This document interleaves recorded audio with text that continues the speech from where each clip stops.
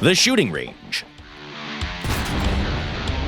In this episode, pages of history, heir of the legendary Shturmovik, arsenal, a family of specialized fighter bombers, and metal beasts, mighty gunned MBT.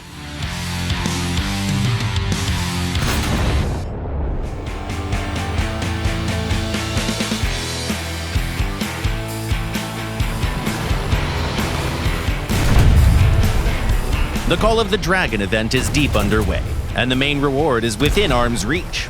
Today we'd like to talk about the new tank and its unique features to help you get ready to play it. The name of this new vehicle is the Object 292. It looks like a pretty typical MBT with a Soviet design, but there's one thing about it that no one can ignore. We mean, look at this ludicrous barrel. And yes, this is the main feature. The 152mm smoothbore LP-83 cannon. Other MBTs can boast this caliber too, but this weapon's velocity is beyond comparison. The Object can use armor-piercing, fin-stabilized, discarding sabots to penetrate up to 700mm of armor at point-blank range. The penetration record used to belong to the Leopards, but now they have to make some room for the new contender.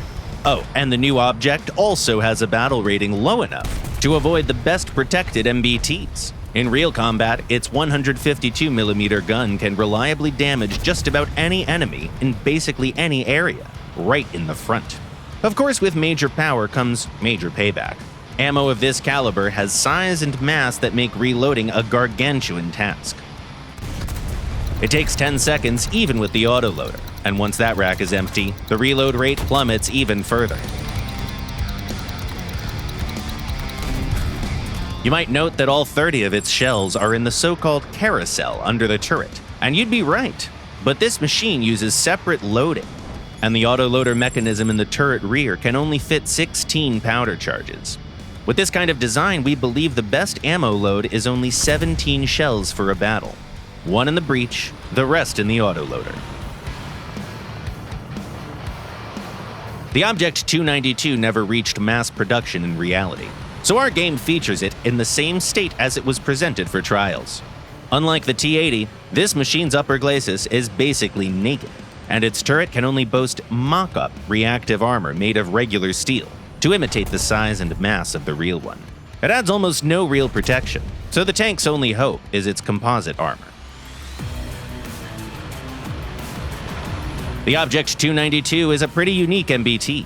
While other high-ranking tanks try to achieve balanced performance, this one's all about firepower. That's why you might want to treat this vehicle as a kind of self-propelled howitzer. It's an amazing support tool, but an unreliable solution for breakthroughs or solo assault.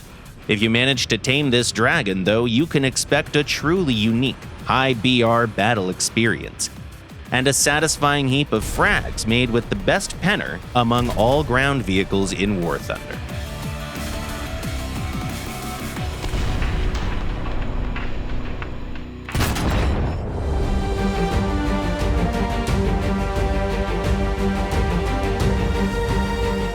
The Soviets needed the IL-2 like fish need water.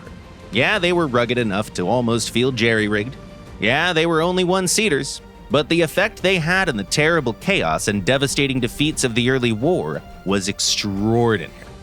The country needed them so much that all other aircraft using the AN-35 engine, like the MiG-3, the early Tu-2, or the PE-8 bombers, were either switched to the radial M82 motors or discontinued altogether.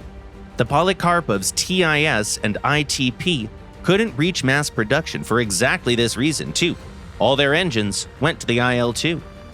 The history buffs might say, hold up, the IL-2 used the AN-38 engine. What AN-35 are you talking about? Well, in fact, it was basically the same thing. The AN-38 simply used a supercharger for lower altitudes, which added more power at lower flight, exactly where an attack aircraft is supposed to be. When the work on the AN-38 finally brought results, and the engine started to give a more or less reliable level of power, the engineers could switch to improving the aircraft. The engine and the pilot's seat were armored, but the gunner could use some protection too. Oh, and more payload or range wouldn't hurt either. Oh, and how could they ignore aerodynamics, speed, and maneuverability? Oh, and also... so many alsos. All of them required a stronger motor, though. One of the options was the 18-cylinder radial ASH-71, but those were basically handmade one by one. Besides, limited trials with the ASH-82 showed that it was nigh on impossible to design an armored capsule for it to be used with the IL-2 the same way they did with the long and narrow inline engine. Their only hope was to trust in McCoolin and his team, who promised a new, stronger AM-42 engine by as early as 1943, planned to be a perfect fit for the AM-38 frame. The updated IL-2 was designed around the expected motor and was to incorporate numerous improvements in armor and aerodynamics. The new aircraft would be designated the IL-8. Unfortunately, it took until the fall of 1943 to perform the test flights, since the early AM-42 came with a heap of flaws. In about 20 hours of flight, the IL-8 had to replace its engine 4 times. And while the engineers were addressing the issues, the Ilyushin Design Bureau was finishing up an improved prototype. Its standard landing gear was replaced with a new design that could rotate and hide the wheels and the wings. The aircraft was progressing in leaps and bounds, when another prototype received a new integrated cooling system with air intakes in the wing roots, redesigned too. The aircraft was a brand new machine. And that's the thing, it wasn't the IL-8 anymore. With the new wing design, the last prototype was all but the IL-10. By that time, mass-producing the 8 had become pointless. The engineers used the best practices and design solutions to modify the IL-2 already in production, but the name remained. They say some air wings did install new engines onto their IL-2s right in the field, but that's a story for another time.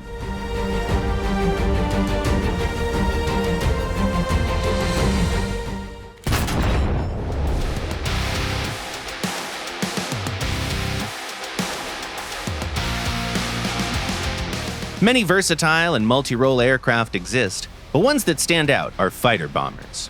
They're extraordinary machines that can perform in seemingly opposite roles.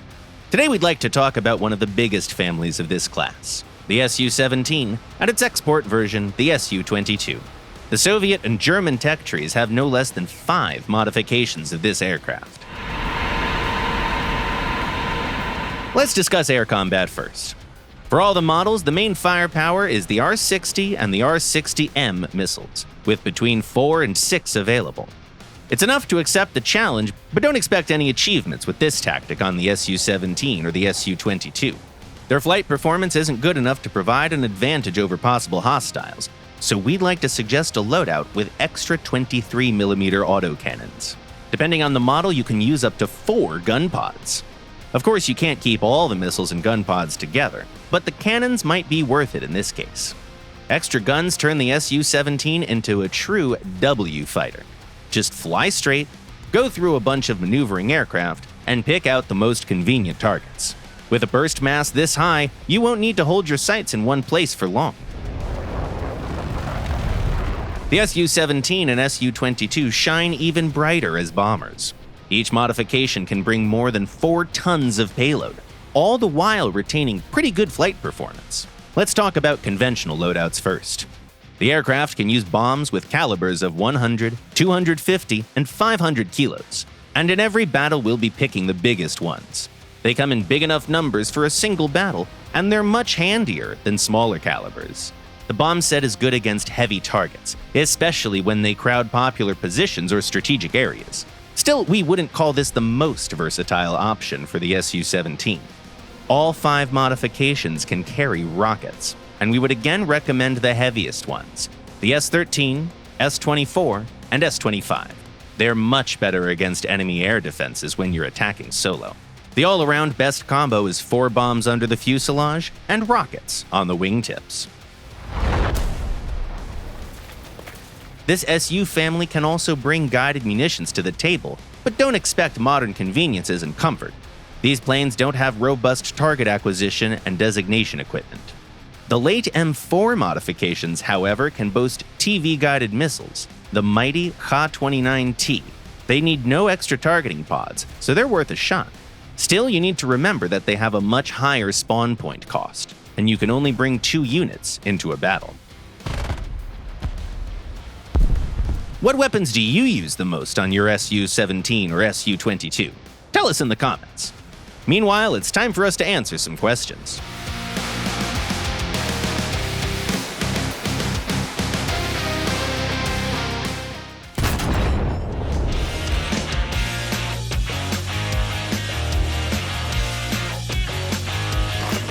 The first question was sent by a player called Bingos. MiG-29G or MiG-29 SMT? Hi Bingos! The German version has no extra fuel tanks, so it can boast better flight performance. The SMT has better onboard devices and an ability to employ air-to-surface weaponry. The White Star Chaps asks, which CAS loadout would you most recommend for the Chinese P-51D at 4.7? Hey there! We suggest you make a combined loadout with 2 1,000-pound bombs and 6 rockets. This will help your Mustang stay efficient against both tanks and anti-aircraft guns. And if you're running low on spawn points, you can use the standard sets with bombs or rockets only. Another question comes from Model Master. Why does the top-tier Harrier in the Italian tech tree appear as an FA-18 on RWR? Does this mean that an FA-18 will be coming to War Thunder at some point in the future? Hi Model Master! The RWR shows the Harrier this way because it uses the same radar as the FA-18. The Hornet has all the chances in the world of making an entrance in War Thunder, much like other modern planes. Uranium-98 writes, what's the role of the wheel cover attached at the rear of the nose gear in MiG-29s and Su-27s? Hello! The runway might have some debris on it, and the wheel cover prevents it from hitting the engine. And the last comment for today was written by Control-Alt-Tab. Now do the Kvocher Bell maneuver. Hi there. That's a good idea. How about this? We'll spend some time training and have a dedicated section in one of the next episodes. That's it for today. You've been watching The Shooting Range by Gaijin Entertainment, and the next episode will premiere the following Sunday at 4 p.m. GMT or noon Eastern Time. Subscribe and click the bell if you don't want to miss our next videos. Don't forget to write your best barrel joke down below, leave a like, share your thoughts and other comments, and see you next week.